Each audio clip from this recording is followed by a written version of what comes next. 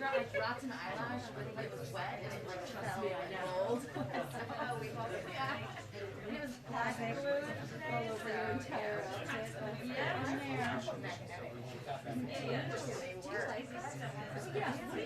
exactly right.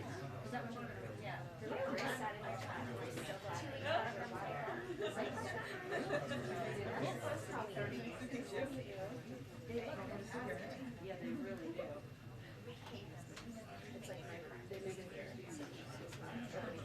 Do you find your it's just a magnet. Yeah.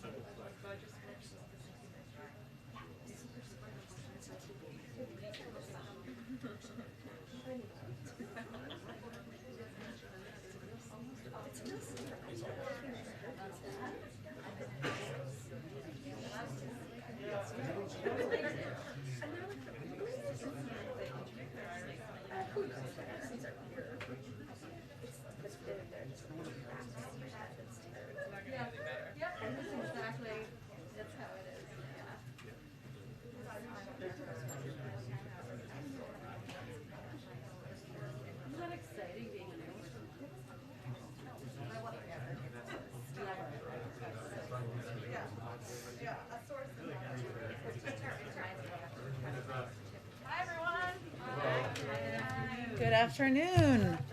Okay, today we have joining us our NEC director, Brian Deese, who's just going to give some brief opening remarks. He'll take some questions, and then we'll do a briefing from there. Take it away. Hello, everybody. Hello. It's good to be here today. All right. Enthusiasm, I like that. So I just wanted to spend a couple of minutes on providing some context on where we are in the economic recovery, and also use some charts, which will be really fun. The president released a statement earlier today saying that our economy, our economic recovery has two components: getting Americans back to work and getting prices and supply chains back to normal. And so I want to provide a little bit of context on our perspective on that issue. So first, today we learned that the number of Americans filing for unemployment insurance fell to its lowest level since 1969. And I will, as I think I have done every time I've come to this podium, reinforce that every time we look at data like this, 1 week, even 1 month can be volatile, so we look at the averages and trends. But if you look at the first slide here, you'll see that the trend underscores that the 4-week moving average for initial UI claims is now down by about 75% since the beginning of the year. And another way to think about that is that at the beginning of this year, there were 18 million Americans who were collecting unemployment benefits. And today, we learned that now that number has fallen to fewer than 2 million. So in addition to that consistent trend, we're also seeing a reduction in 16 million Americans who were previously relying on government benefits that have now transitioned off of it. We also learned last week that the unemployment rate fell to 4.2%. Which is, again, the fastest year-to-date decline in the unemployment rate on record. And in this second chart, you see, there we are. This second chart, you see that that is not only the fastest decline, but it's also very significantly accelerated from what was projected at the beginning of this year. So the I guess, mauve, what color is that? That light brown line. Mauve, is that right? No, okay. Getting clear feedback from the front row that it is not mauve. The brown line, the light brown line, shows the projections from the beginning of this year prior to the passage of the American Rescue Plan, which showed that it projected to take our economy until the end of 2024 to get to an unemployment rate of about 4.2%. And now we have reached that in the fourth quarter of 2021, which underscores both the significance of the American Rescue Plan in helping drive a strong labor market recovery, but also just the benefit for the American people of reaching that point. I would just note as well, in terms of labor market strength, that we have also seen encouraging signs in labor force participation, because when the unemployment rate comes down, it can be because people are joining the labor force or coming out. And we saw that the prime age employment to population ratio, which is the metric of that economists generally look at, increased by 0.5% last month, and we've now recovered nearly 85% of our pandemic drop in that metric. So we've seen very strong labor market developments, and those labor market developments are coupled by strong developments in overall economic growth and in household income and demand. And so that puts us in a position where today real household income is higher than before the pandemic. So real household income for the typical American family is $350 a month higher now than before the pandemic in real terms, accounting for price increases, accounting for inflation.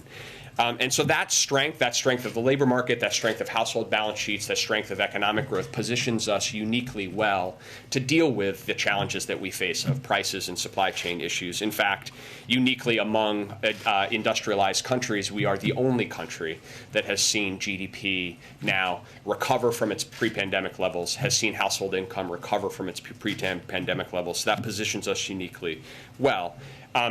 And so on that note, we are, as you all know, very focused on addressing the issue of prices and supply chain bottlenecks head on from that position of strength.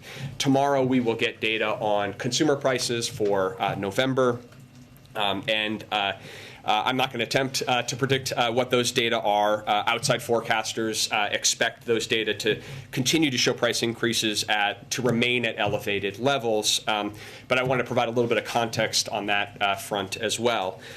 The first is that data is by definition backward-looking, and so it won't capture some recent price movements, particularly in the area of energy. And so, for example, prices of gas at the gas pump are now down nationally. They're down about 9 cents. But to put some context on that, this next chart over here, this shows the inflation-adjusted real price of gas at the pump over the last 10 years. And what it shows is that on average, over the last 10 years, and in fact, this is true over the last 20 years, the average price at the pump for a gallon of gas has been about $3.13 in real terms, inflation adjusted. And so today, 20 states now have pump prices that are below that 20-year average. And as prices come down nationally over the next couple of weeks, as we expect and hope that they will, we hope to see more states falling into that category. Those price reductions will not be reflected in the data for November. In addition, this week we've seen natural gas prices fall. They're now down 25% from their average in November, and that is good news, particularly looking into the winter home heating season. I know several of you reported on and were focused on natural gas price increases earlier this fall, portending potentially big increases in heating costs over the winter. The very dramatic decline in natural gas prices over the course of the last couple of weeks have changed that outlook quite meaningfully. So these declines are delivering, most importantly, some benefit to consumers and some benefits to consumers on a go-forward basis that won't be reflected in that data. Secondly, we've seen some near movements on other commodity prices over the course of the last couple of weeks. We've seen shipping costs to move a container from Asia to the United States come down by about 25% over the course of the last couple of weeks. The price of wheat, the price of pork has come down, and importantly, used cars as well. I know many of you have seen and tracked in some of the recent price data that used cars have played an outsized influence. There's been challenges in the used car market, including relating to reflecting the fact that rental car companies sold off their fleets and were buying back. We anticipate that some of the recent decline in used car prices at the wholesale level indicates that we may see prices decline there as well. Again, that won't be reflected in backward-looking data from tomorrow. And lastly, the consensus estimates of outside experts continue to forecast and project that price increases will moderate going into 2022. The blue chip consensus for core PCE inflation, for example, by the fourth quarter of next year is down to 2.2%. For example. So that's, I think, important context for all of you in thinking about the data releases, but most importantly, from our perspective, it is a reason to redouble our efforts to focus on both the immediate term and the medium-term steps that we can take to try to address prices and bring down costs for families. That's what we're focused on with respect to our supply chain work, our energy price work, and of course, in moving the Build Back Better Act, which will do more than any piece of legislation in modern American history to reduce costs for families. So with that, I will open the floor. Thank you, Jen, and Brian, thank you for being here. Jumping off right there on Build Back Better, as you anticipate and wait for this new data tomorrow, and I think there's also going to be a new cost estimate of Build Back Better requested by Republicans, how concerned is the White House that it will complicate your efforts to win over those moderate Democrats like Joe Manchin? Well, we are quite confident that if the question is what can we do to address the costs that are most pressing to American families, that if that is the debate and that is the discussion, then the case for the Build Back Better Act only gets stronger, and that we are building momentum around that set of arguments. If you step back and you think about a typical family's budget, what they have to spend on expenses in a typical month, about 60% of those costs fall into housing, healthcare, prescription drugs, childcare, and transportation. That's what the bulk of a family's budget is made up of. And on each of those areas, the legislation that the president has prioritized and is moving through Congress would address and reduce those costs. And so I think that if that's the debate and that's the question, how can we address those costs that families are facing? Again, the Build Back Better Act will do more to lower costs than any piece of legislation in modern American history. And so we feel quite enthusiastic about being able to make that case. Well, one quick follow on inflation. Fed Chair Jerome Powell said that transitory is no longer the right way to describe inflation. He said it now appears that factors pushing inflation upward will linger well into next year. Given that, do you believe that this inflation is now more entrenched and not transitory?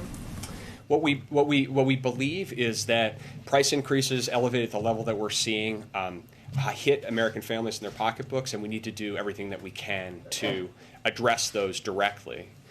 We also believe that the strength of our economic recovery, the strength of our labor market, and the strength of wage increases and the steps that we've taken to try to provide some relief to American families position our economy and American households uniquely well to address what is a global issue around price increases in the context of supply chains and other ways. But is Powell right? Will these increased prices last through next year? Well, I am not going to get into the prediction business, other than to say, and I'll echo what I noted at the beginning, is that most outside independent forecasters continue to see price increases moderating meaningfully over the course of next year. Mary? Along the same line, the president did try to set expectations in his statement today, saying expect inflation numbers to stay high, but that doesn't reflect the reality. So when do you expect the reports will actually reflect this? Well, I would just point to some of the real world data that we're seeing, which is that we've seen gas prices come down. We've seen natural gas prices come down. We've seen real progress in unsticking some of the supply chain bottlenecks that have persisted in our economy. I was noting on supply chains that there's actually now some reporting that the principal concern is on the back end of the holiday season, too much excess inventory, and people have overordered. And so certainly these are not these are things that don't work themselves out overnight, I will go back to what I said at the beginning of this. We never over-index on any one piece of data or any one data release, but we're going to stay focused on what we can do to try to address these prices in the immediate term. Thank you, Jen. Just talking about sort of gas prices coming down, Brian, a group of bipartisan lawmakers, 6 of them from Texas, as you're probably aware, sent a letter to President Biden about not reinstituting a ban on U.S. Oil exports. What is the position of the White House on that, considering the letter was sent explicitly saying that the White House is considering a move to that effect? It's not an issue that we're currently focused on. The president, in our focus on energy markets, has made clear to the team that all options should be on the table to try to address challenges in the market and bring relief to American consumers. That's certainly the approach that we have taken to date in our international engagements, our diplomatic engagements, and actions we've taken, including the exchange and sale from the Strategic Petroleum Reserve that the president announced about 10 days ago. So we'll continue to work on those issues. We'll continue to work with states and localities to make sure that they have the support that they need, but that specific issue is not one that we're currently focused on. Sorry, just a quick follow-up. In terms of sort of your overall, economic growth sort of forecasts from the White House, given the fact that the Omicron variant is spreading rapidly, some economists have started factoring in sort of a slowdown in demand and, for services and hiring in general. What are sort of your expectations just over the next few quarters in terms of sort of overall economic growth in the U.S.? Well, we, like others, are obviously tracking very closely the questions raised by the Omicron variant and are waiting and watching the information as we receive it with the understanding that we need to know more, but we are learning some. We've seen some encouraging data coming out recently.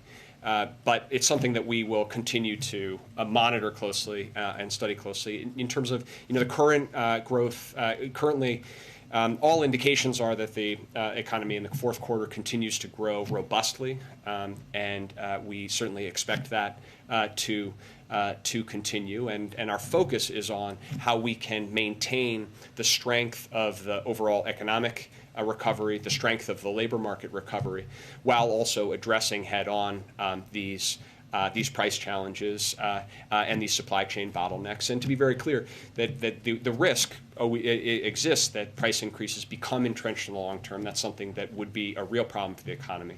We are working in looking forward and don't see that in the current environment, but are focused on the steps that we can take to drive that kind of robust recovery going forward. Thank you, Jen, and thank you, Brian. Just a quick follow-up on Build Back Better and then one on unemployment. Given how involved you are with negotiations, what is the most viable timeline right now for passing it? And is before Christmas still realistic? So we want to move as quickly as possible, and we are working very closely with Senator Schumer and the entire caucus on facilitating that outcome. And Senator Schumer has indicated his intention, his timeline, and we're both supportive of that and believe that that's right and viable. We want to move as quickly as possible here. We think that the outstanding issues are getting worked through in the process. We're making a lot of progress. So we want to move as quickly as possible, and we believe there's every reason why we can. And in terms of unemployment, the system now, and I think you referenced this earlier, doesn't account for gig workers and self-employed who were on unemployment insurance, but then they ran out if they were pandemic related. So is there any way you're tracking the number of those people who might not be included in the numbers but might still be struggling? And is there anything that you can do to help them? So there's sort of two elements of that question. The first is that there were people who were previously receiving unemployment insurance are no longer receiving unemployment insurance, are obviously not reflected in the UI claims, and these reflect the people who are receiving government assistance, and that has come down dramatically, as I said, from 18 million to less than 2 million. Within that category, people who were on unemployment insurance and then come off unemployment insurance, the way to track that data is really to look at the labor force data, because those people could either be in the labor force actively looking for a job, or they could be employed, or they could end up out of the labor force. And so one of the things from an economic point of view, one of the concerns that you have is to track the labor force participation, because if people come off of unemployment but they leave the labor force entirely, then that's an outcome that you hope to avoid. So that one of the positive indications in our current labor market is that what we're seeing is, even as the number of people receiving unemployment insurance has come down dramatically, labor force participation has stayed steady and started to tick up, which suggests that people are coming back into the labor market, finding jobs in many cases, or are actively looking for jobs. But that's the sort of best proxy to get at what I think you're trying to refer to. Thank you. Brian, some of the administration's critics have said over the last few months, as these reports come out and show inflation is rising, that the administration highlighting the bright spots like unemployment is glossing over the reality that people are paying more for food and things, basic necessities. And a lot of the people who are impacted the most are the poorest, or they're on fixed incomes. They might not be moved by an unemployment statistic. So what's your message to those people, especially getting closer to the midterms? Yeah, absolutely. And just to be very clear, the issue of increased prices hits people in very practical ways in their lives, and no one likes to pay more at the gas pump. Nobody likes to pay more at the grocery store. And for people who are, a lower income, it can be tough. I think the message is that employment and our labor market are really important ways in which people can seek and find economic opportunity and prosperity. And the fact that wages are increasing the most for people in the bottom 40% of the income distribution is something that hasn't happened in our economy in some time, and is really positive, because what it means is that there are more job opportunities, and job opportunities at higher wages for people to move into. That's point one. Point two is that in terms of household income and their balance sheets, if you look at the bottom 25% or the bottom 40% of households, and you look at both the increase in wages that people have received and the benefits that people have received, because in the American Rescue Plan, for example, we passed a child tax credit that is now going to families on a monthly basis. We provided checks to people in there. And you look in the aggregate, household income for those people in the lower ends of the income spectrum is actually higher today on a monthly basis, even when you take into account increased inflation. So that's not true for every person, and every individual has challenges, and we we want to speak to all of those. But in terms of overall, economically speaking, because of the strength of the economic recovery, the strength of the labor market, and the support that we've provided over the course of the year, people are better positioned today to deal with these challenges, which are real and which are tough, and which is why we're focused every day on what we can do to try to alleviate them. Does the administration see inflation as a driving need to extend the child tax credit?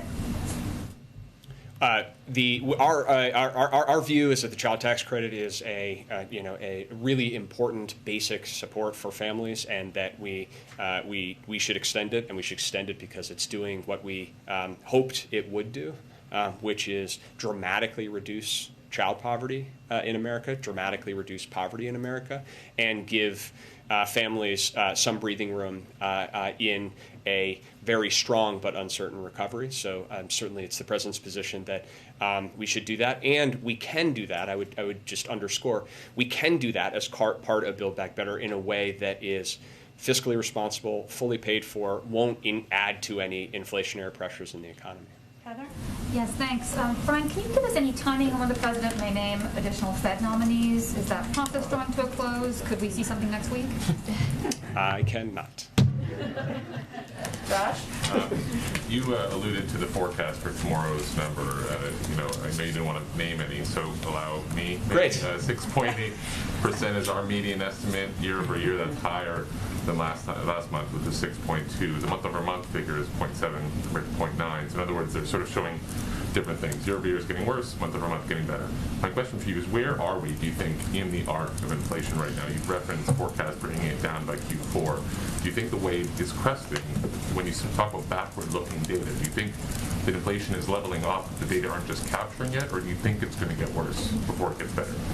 So, a couple of points. First, I'm not going to try to predict or project. Your projection is an aggregated estimate of a lot of people who've thought about this, and I'm not going to get into the projection game. We obviously do our own estimates.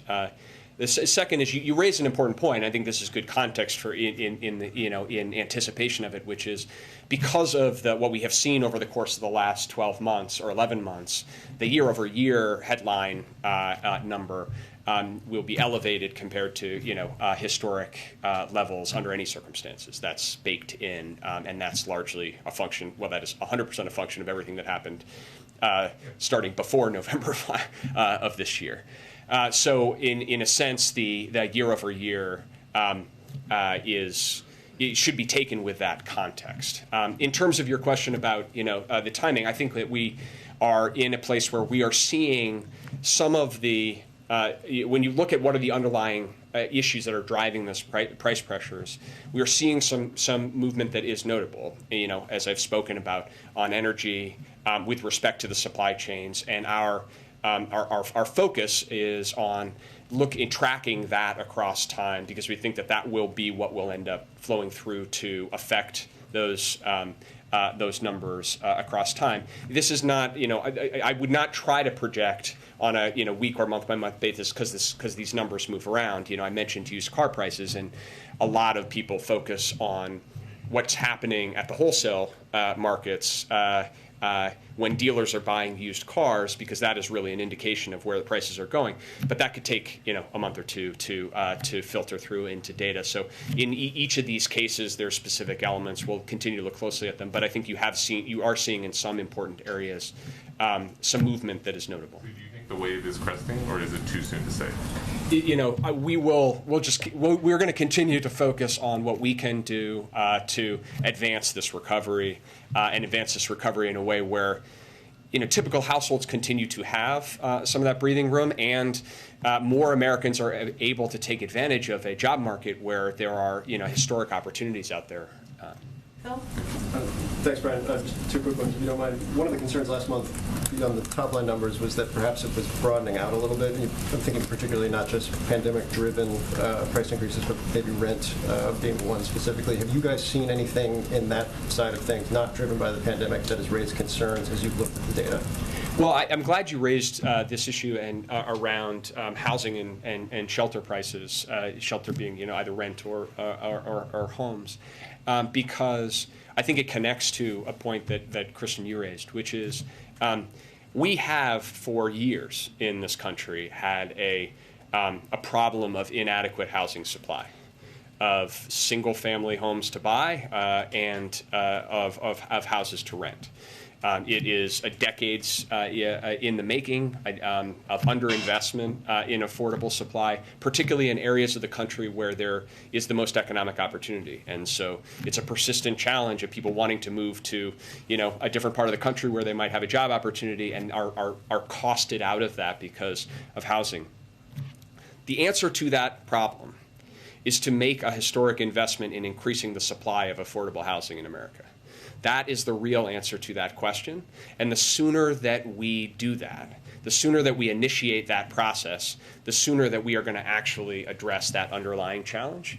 And so some of the price increases that are already baked in and will flow through to those to these numbers. We know that everyone should anticipate that, but the real policy question, it goes to why Build Back Better is so important, is are we going to actually take some steps to finally address that issue so that we can say to the American people that looking forward, they can actually expect some real relief.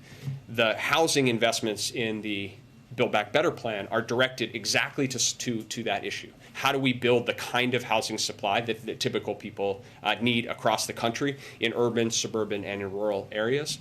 And so that is a real present issue, one that will continue to be with us. But hopefully, if we can get this bill done, we'll actually have the tools in place to start to show people some real progress. And then just from a broader perspective, do you guys view it inside your team as an acceptable trade-off if prices are high for a shorter duration, a shorter period of time, perhaps because of some of the demand-driven elements of ARP,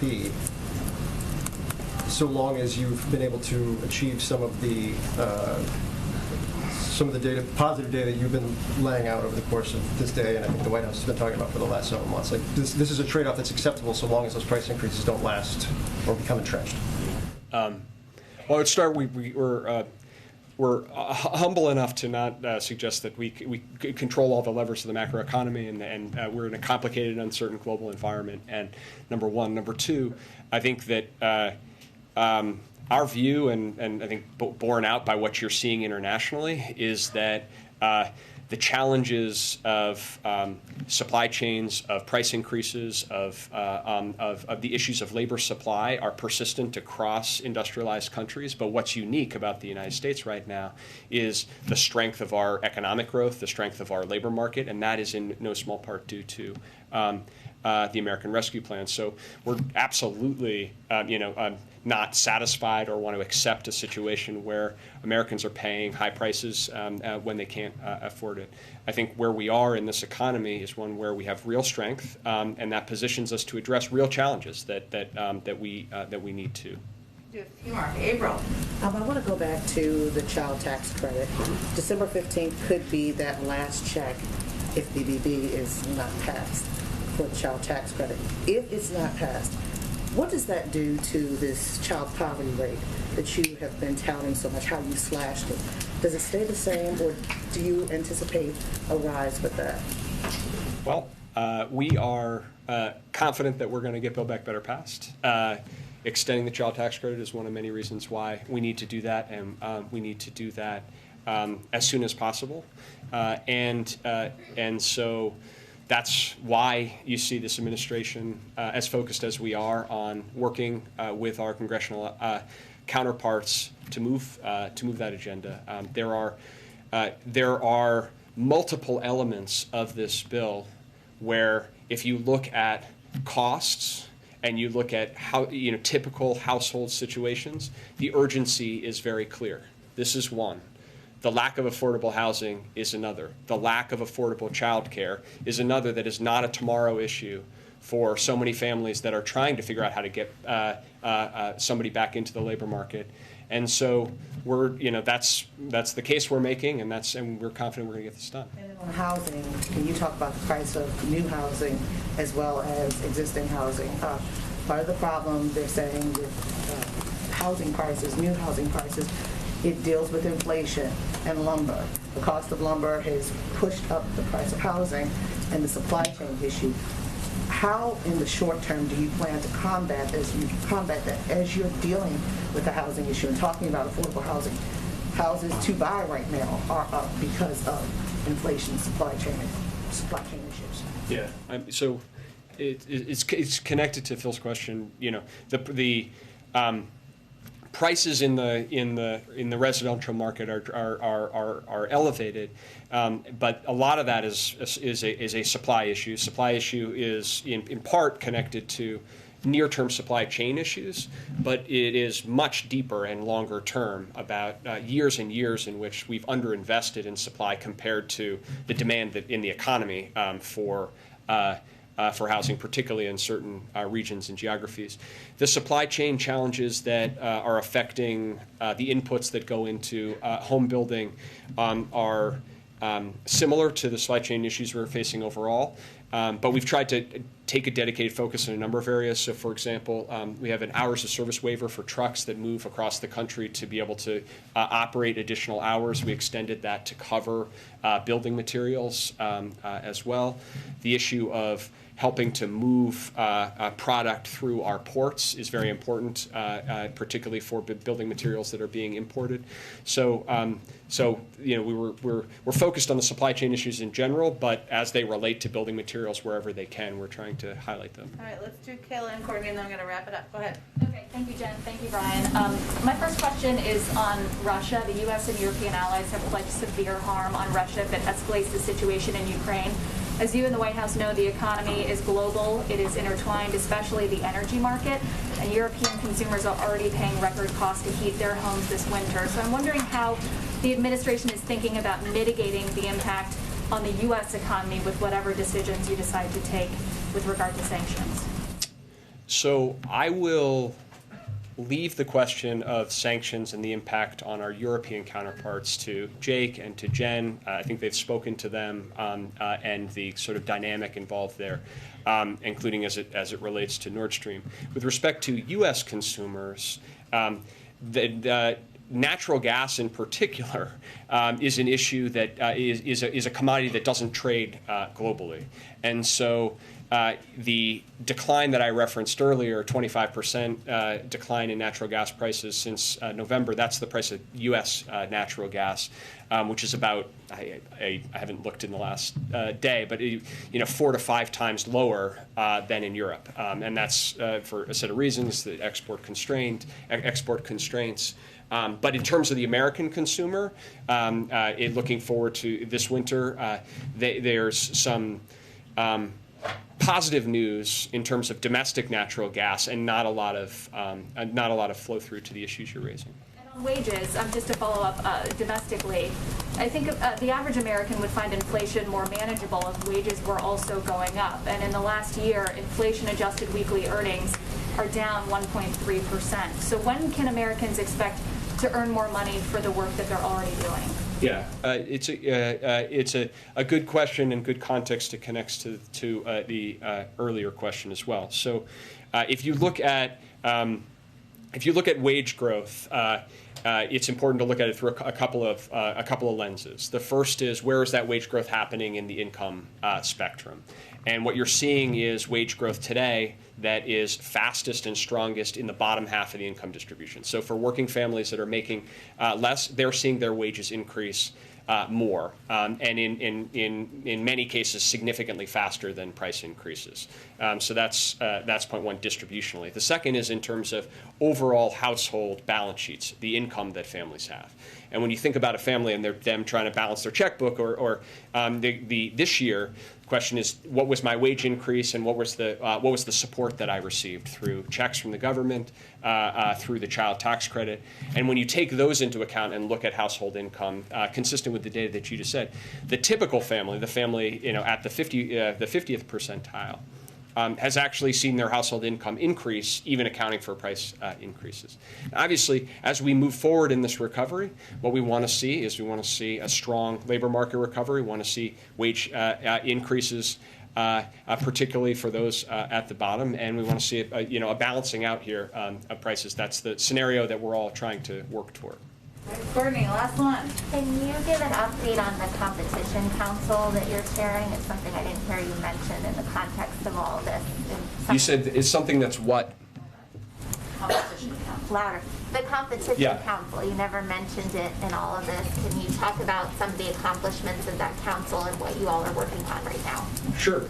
I'm excited for the interest, and we will have.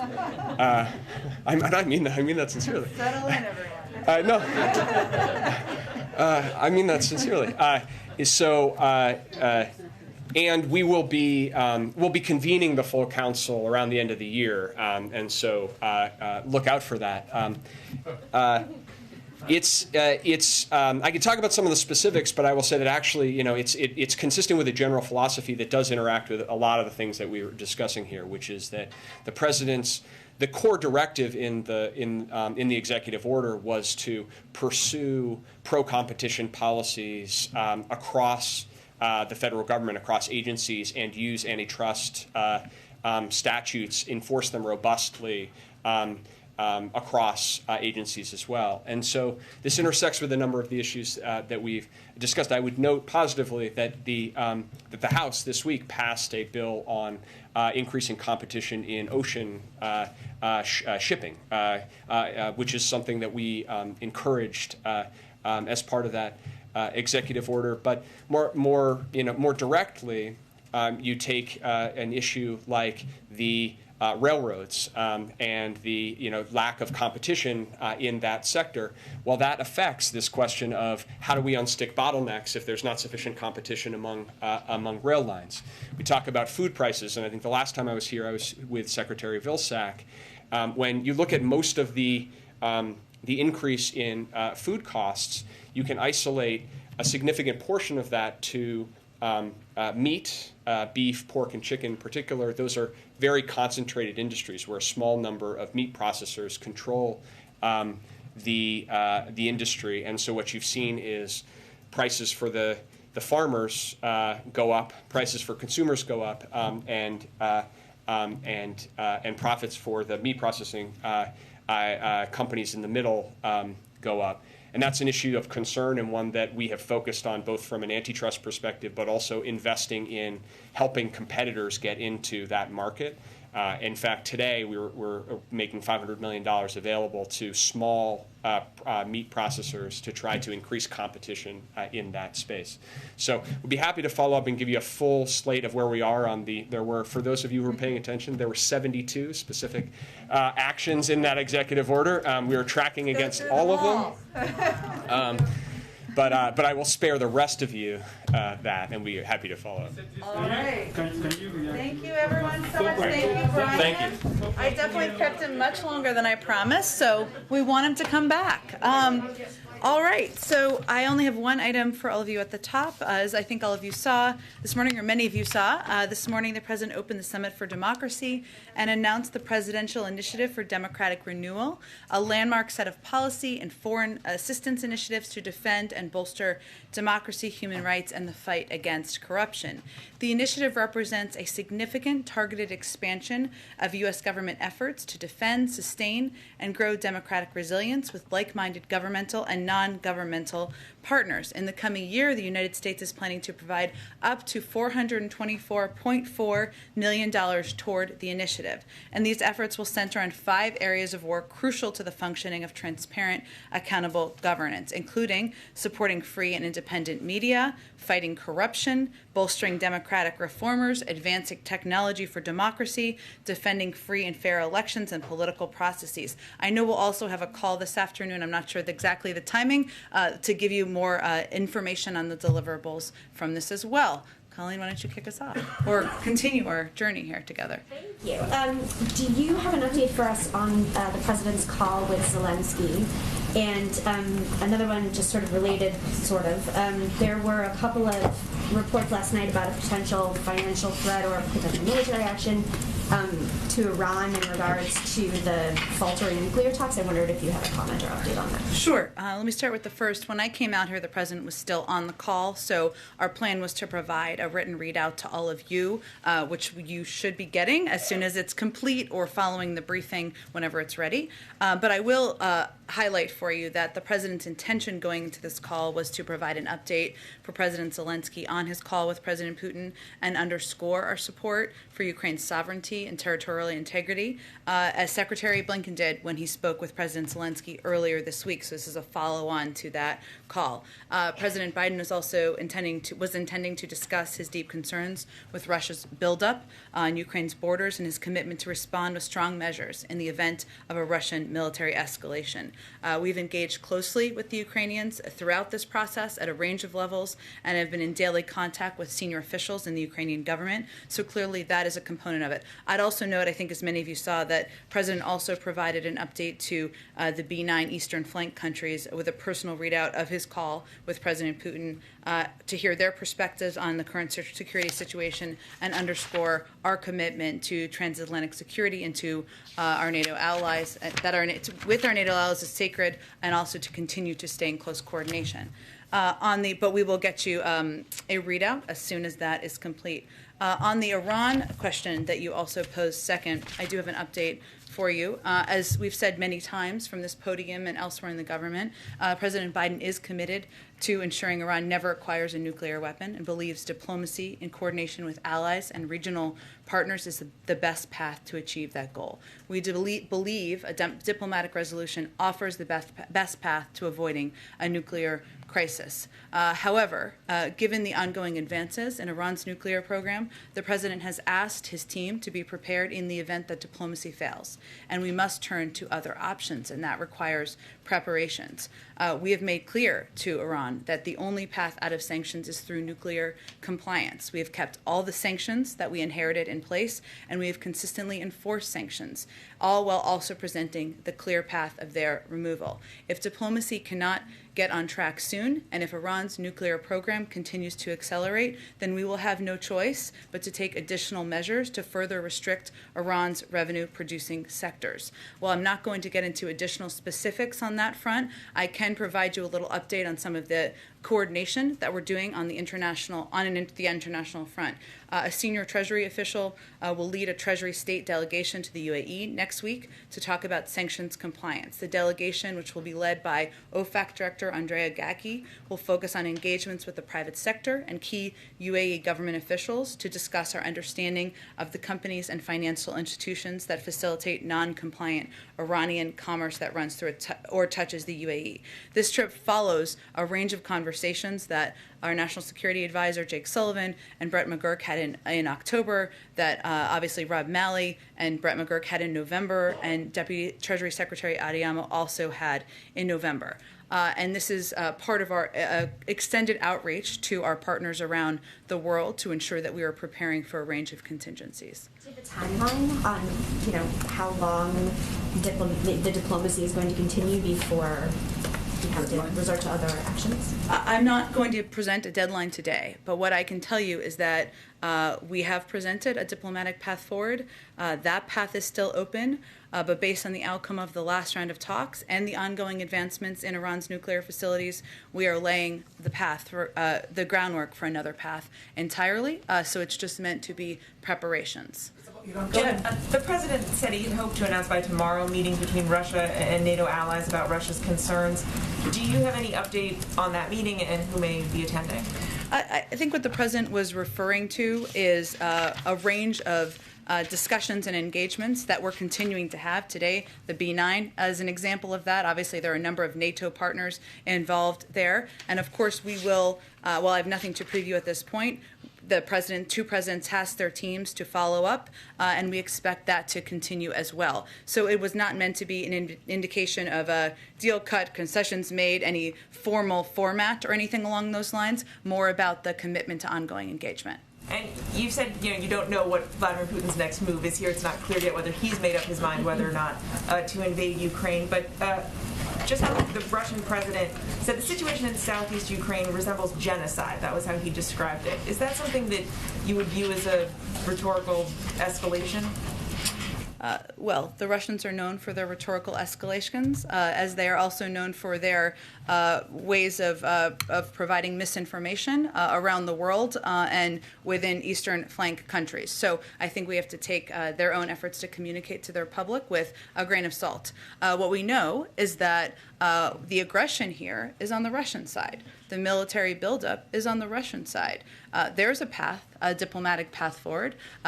The part of the president's objective, our president's objective in having the call was to convey that clearly. That certainly is our preference, but also to convey clearly that there would be consequences, they would be significant and severe, and we're going to coordinate with our European partners on that. So I would, unfortunately, as I've said before, not a spokesperson for the Kremlin, and I would take their words with a little bit of a grain of salt. Go ahead.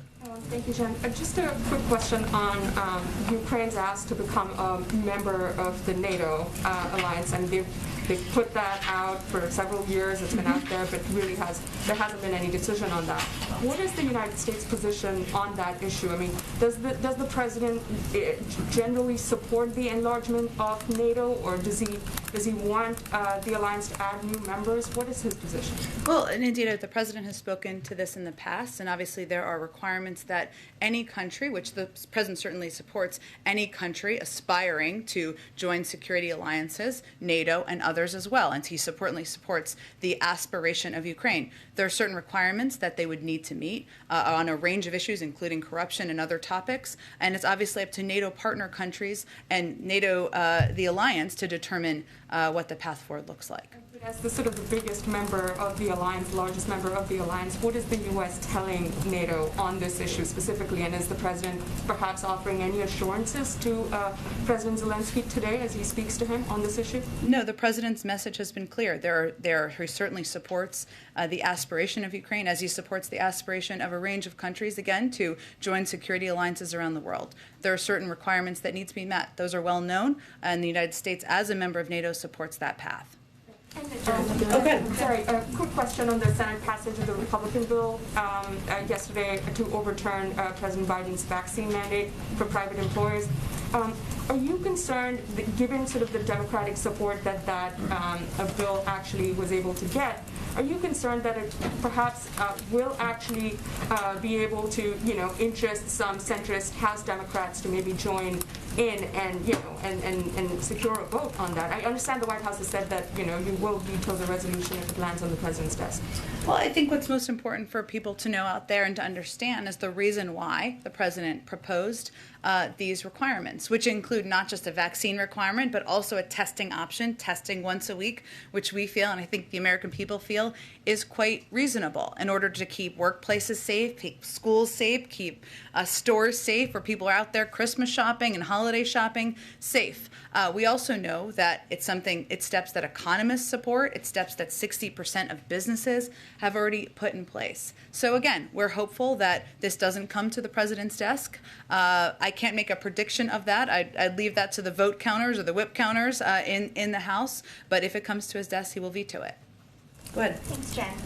Apart from whatever President Zelensky might have asked the president for today, can you clarify what Ukraine has formally requested of the U.S. as they prepare for any potential invasion? Have they requested support for air and naval defense or electronic warfare as an example? Well, we're not going to get into specifics of private requests made through diplomatic and defense channels from the Ukrainian government. If they want to speak to that, they certainly can speak to that. I would note that there have been requests made over the course of time, and the United States has provided over the course of some time now, I guess, $400 billion, I believe this is correct, $400 million, sorry, billion would be a lot, $400 million in security assistance that we've committed to Ukraine this year as a part of our efforts to support their sovereignty and territorial integrity. And that includes $60 million of security assistance that we announced during the president's visit in September, which we're still providing, we're still delivering to the Ukrainians. So in terms of their specific requests, what they want to convey privately, if they want to convey that publicly, that is certainly their prerogative, but we would not do that on their behalf. And the head of Ukraine's military intelligence service is quoted in the New York Times saying there are not sufficient military resources for repelling a full-scale attack by Russia if it begins without the support of Western forces. Has Ukraine expressed a similar sentiment to the administration, and do you have a response? again, I'm not going to get into private diplomatic conversations, but I will convey to you, and what the president would convey, has conveyed, I'm sure is conveying directly to President Zelensky. Our objective is to make clear the significant and severe economic consequences if Russia were to invade Ukraine, not just from us, but from the global community. Obviously, it's up to President Putin to decide how he's going to respond to that, what steps he may or may not take as it relates to that. But I think what the public should see clearly, whether it's the Ukrainian public or the global public, is that the United States is standing up for what we believe are democratic values, for the territorial the sovereignty of Ukraine, and our objective is to prevent that from happening. Go ahead. Quick one on vaccines. Based on conversations Pfizer has had with the administration, should Americans be mentally preparing for a fourth shot? I would point you really to what the CDC and our health and medical experts have conveyed, and they will continue to evaluate and assess what is needed for the American people and to keep people safe. But I don't want to get ahead of their reviews of data. Go ahead, Jackie. Thanks, Jen. On vaccines, Amtrak, which we know is near and dear to the president's heart, announced that they will potentially have to cut some long-distance routes because they don't have enough employees to operate when the federal mandate takes effect. And that's despite them reporting on the Hill today that 94% of their employees are vaccinated overall. Amtrak got $66 billion from the infrastructure deal. Now they're talking about having to make cuts. Is this policy undermining the president's own legislation? Well, first I would say, and you touched on this, Jackie, but it's great news that 94% of Amtrak's workforce is vaccinated. That is an enormous percentage of their workforce, to state the obvious. They also still have about a month before the deadline for federal contractors on January 4th, or at least a couple of weeks, 4 weeks approximately. What we have conveyed to employers is that post-deadline, we expect employers will follow their standard HR process. That means for employees not in compliance, they'll go through education, counseling, accommodations, and enforcement. That would be what the process would be to play out. But of course, these requirements, we don't expect these requirements will cause disruptions to services that people depend on. There's some time to implement it. We're, of course, working with all federal contractors and federal employees and parts of the federal government to implement this moving forward. And then on Ukraine, there are some reports that the U.S. is pressuring Ukraine to cede land to Russia as a way to deter them from invading. Is that true? No, that's absolutely false. Jen, go ahead. Jen, thank you. Staying on Ukraine, Russian troops are still amassed along the border. Do you have any indication at this point that the president's strategy is working? Well, Kristen, I think it's going to be up to President Putin to make a decision about whether he is going to invade Ukraine and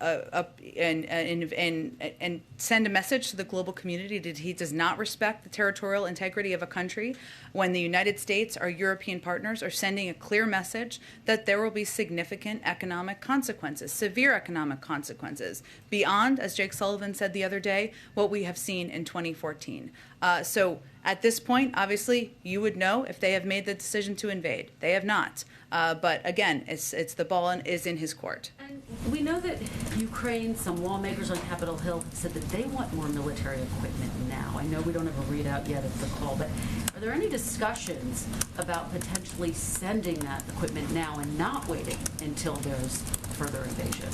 Well, there is equipment that we're continuing to provide. That is a follow-up from the President Zelensky's meeting with President Biden back in September. So that is something they're continuing to receive. And of course, there are a range of options under consideration, but nothing I can preview at this point in time. More. They're basically saying, yes, that is the case, but given this current situation, they actually want it. Absolutely. I understand that, and they've conveyed that publicly. I don't have anything to preview at this point, but certainly we have been a strong supporter of not only the sovereignty of Ukraine, but also through security assistance, and the president has a long record of that. I could do one just domestically on the child tax credit, and really just following up on the question that April was asking. Yeah. Are there any discussions about potentially pulling that piece out of Build Back Better and passing it unilaterally as a standalone bill if Build Back Better doesn't pass by Christmas, so that there isn't a lapse? Well, I think April, I don't know where she went. Okay, there she is. I was pointing to her in the ether there. April raised an important point here, which is that December 15th would be the last child check from the child tax credit because it would expire January 1st. One of the reasons that we have been pressing for the passing of the Build Back Better is because there are key components of this package that would lower costs for American families early next year. So when we talk about inflation and we talk about costs and how they're impacting families' budgets, that's why we, Leader Schumer and others, have been pressing so hard to move this forward. In terms of the mechanics of legislative vehicles, I'd really point you to the Senate on that. But again, that is a timeline, and that is something that we are well aware of. And to go back to, I can't remember who asked the question before, maybe April, maybe Jackie, I'm not sure. It is true that in part because of the child tax credit, we cut child poverty in half. I'm not an economist. I can check and see if there's more predictions of what the impact of the lack of existence of that would be, but that sends a clear message about the impact that has had on low-income families, on families who are struggling to put food on the table, and it's been a pivotal contributor to our success in doing that. Go ahead, Kash. Thanks. I just want to circle back to the President's comments yesterday about NATO allies. He said that he hoped by Friday he would, quote, be able to announce meetings at a higher level, not just with us, but with at least 4 of our major NATO allies and Russia to discuss the future of Russia's concerns relative to NATO writ large. Are these meetings, conversations not happening? And if not, what was he talking about exactly? Well, he has a call with the B9 this afternoon. That's something that includes a number of NATO allies. And of course, we are in touch every single day with a number of NATO allies and partners. And as I noted a little bit earlier, when he had the conversation with President Putin, they discussed and agreed to have their teams follow up in ongoing discussions and engagements. In terms of any other format or forum, there is no current mechanism for that. But right now, our focus is on engaging with the Europeans, many of our NATO allies doing that at a very high level, as the President referenced, and also following up, as was discussed in his call with President Putin. I expect some kind of announcement tomorrow about some sort of conversation with the sort of entities he's talking about accommodation. Not one that I have to predict at this point in time. Go ahead. Oh, go ahead, Catherine. Go ahead. The President today spoke about global press freedom during the summit. Yeah. Just wondering if he's going to commit to holding a year-end press conference. Well, one, I would say that global press freedom is something that he feels is important to stand up for, not just here, but when he is traveling around the world and ensuring that your colleagues around the world who are dealing with circumstances where they are put in jail, they don't have access to any officials, they are restricted from covering global events, human rights abuses around the world. Not that what you don't all do isn't very challenging. I'm not suggesting that, but there are a lot of circumstances around the world that I think even go beyond. I would say the President answers questions multiple times a week. I think he's done it already several times this week. I don't have a formal press conference with embroidered cushions to predict for you at this point in time, but I can assure you that he will take your questions many, many times before the end of the year, and he looks forward absolutely to doing that. Go ahead, Josh. Can I just ask quickly on Iran? Yeah. You spoke to measures you're preparing. Are there particular sectors that these sanctions would be aimed at, or can you give us any more detail about what options are on the table? Sure. Certainly understand your question, Josh. I think part of the effort of our OFAC director and going to the UAE to have these discussions is to have these discussions at that level about the range of sectors and options, but I don't have anything else to preview at this point in time. Concerned that existing restrictions are being violated with regards to this trip, like people are finding a way around existing?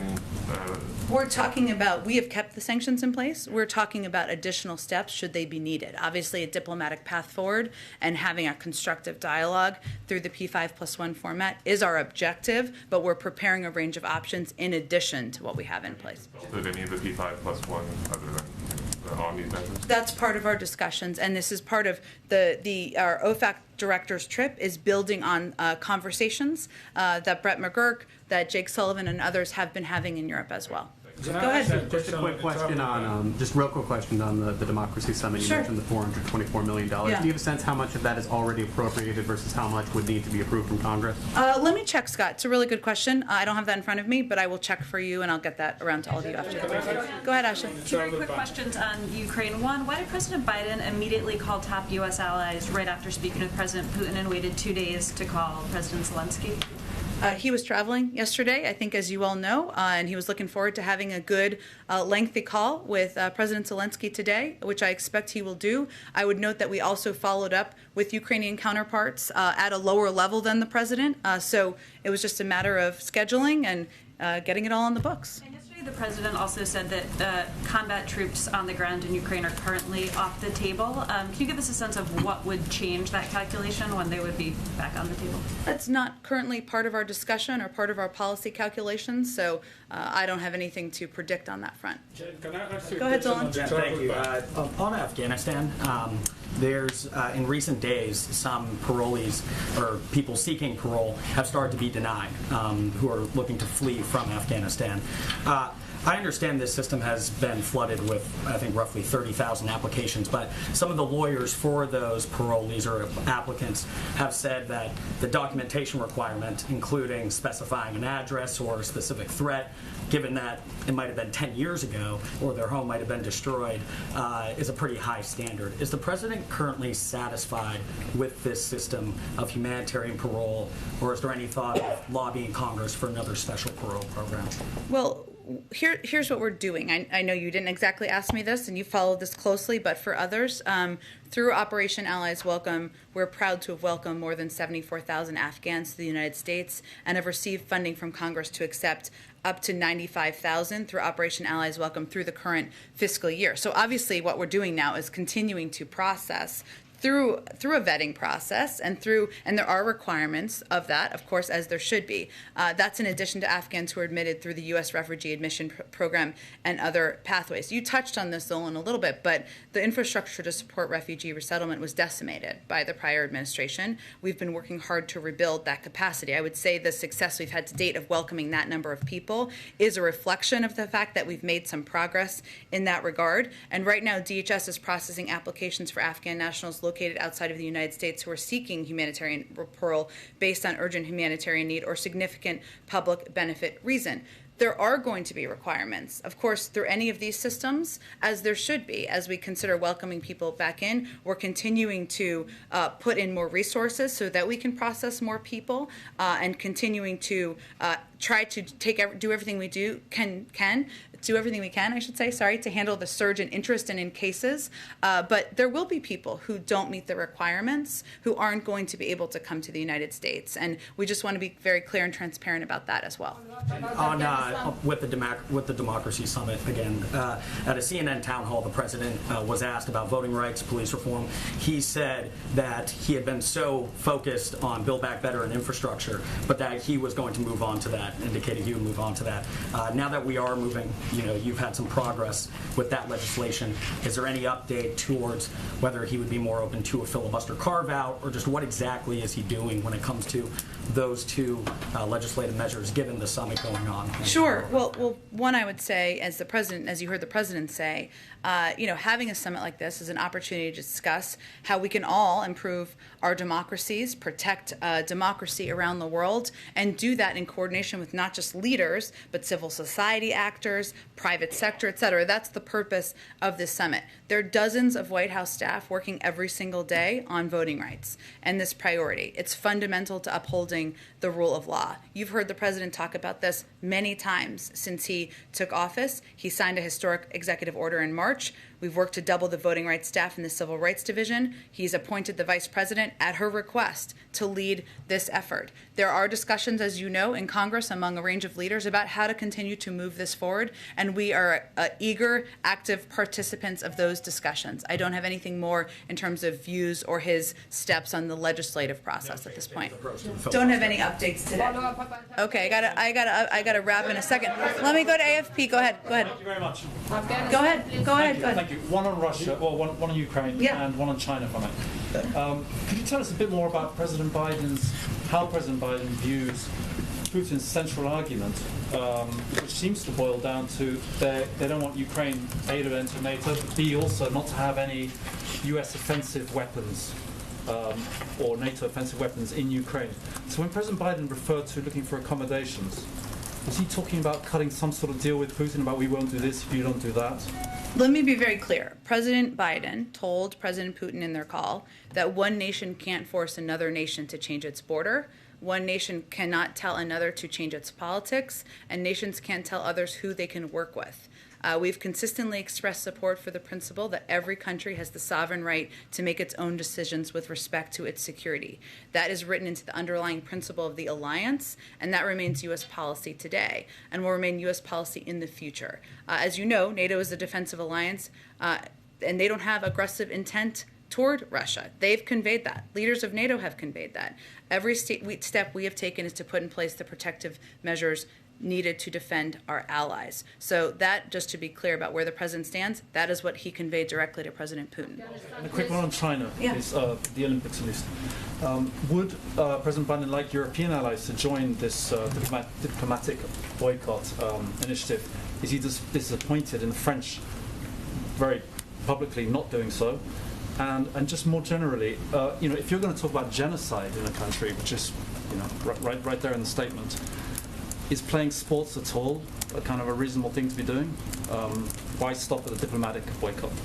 Well, first I would say this is the decision we made, the United States made. The United States has been a leader in holding China accountable as it relates to human rights abuses, what we've seen in Xinjiang, which again the president and we have referred to as a genocide. And we have taken steps at the global level to lead this effort to put accountability measures in place. As it relates to the Olympics, we made a decision, the president made a decision, that we cannot continue with business as usual, that not sending a diplomatic delegation was making that clear, not just to China, but to the global community. There are others who have followed that same pattern and have taken that step as well. We leave it to other countries to make their own decision. I'm not going to express support, disappointment, or anything like that from here.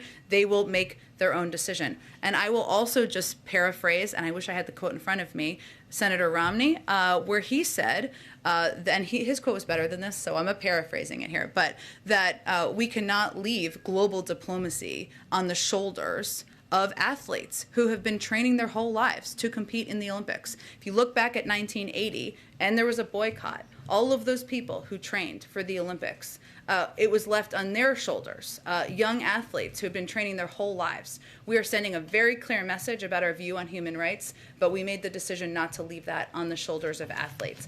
Let me just go to Raquel, and then we got to wrap up. Raquel, go ahead. Raquel, can we let Raquel? Simon, I'm trying to answer your question, and then I'm going to go to Raquel. Okay? Can I say one thing, Raquel, and then I'll go to you? Simon, we're evaluating every single day. We don't want these to be permanent measures, and it is something that the president is getting updates from his COVID team every single day on. So my question is, the Omicron variant is now in 57 countries. The WHO issued a statement today and said that Africa has 46% of the nearly 1,000 cases globally, but almost 70 countries in the world have imposed travel ban on only black African nations. And the U.S. is among the countries that have imposed sanctions on only 8 African nations when the variant is in 57 countries. Why don't you just lift it or impose sanctions on all the countries that have it? What will you say to those who believe that this is a racist ban that targets only African and black African nations? Simon, I would convey to you that is absolutely not the intention. That is not our policy. This was a recommendation of the health and medical experts because there were a large number of cases in South Africa, and they made a decision early on out of an abundance of caution and to protect the American people to slow the spread of the variant. This is not meant to be permanent. It's not meant to be a punishment. And we are evaluating every single day decisions on when to lift these restrictions. Go ahead, Raquel. Thank you so much, Jen. Go ahead, Raquel. Day here today in the White House. What is the White House assessment so far from what you guys are hearing or from world leaders and the commitment they're making? And also, what commitments would President Biden like to see from Brazil and other countries experience right now forms of democratic backsliding? What is President Biden expecting to hear from President Bolsonaro tomorrow? Well, I would say first that the president convened this summit in order to have a forum at a global level to discuss publicly, but also privately. And he convened a private discussion with leaders this morning to engage, listen, and speak honestly about the challenges and opportunities facing democratic governments and how democracies can deliver for their citizens. And part of this is an opportunity, as I noted in my opening, to stand up for the freedom of speech, the freedom of press, for ensuring that as a global community, we are lifting up democratic societies, we are fighting corruption, we are bolstering democratic reforms. And the United States wants to be a country that leads by example and builds and repairs from the damage done for 4 years. Thank you so much, everyone. I appreciate you. Have a good day.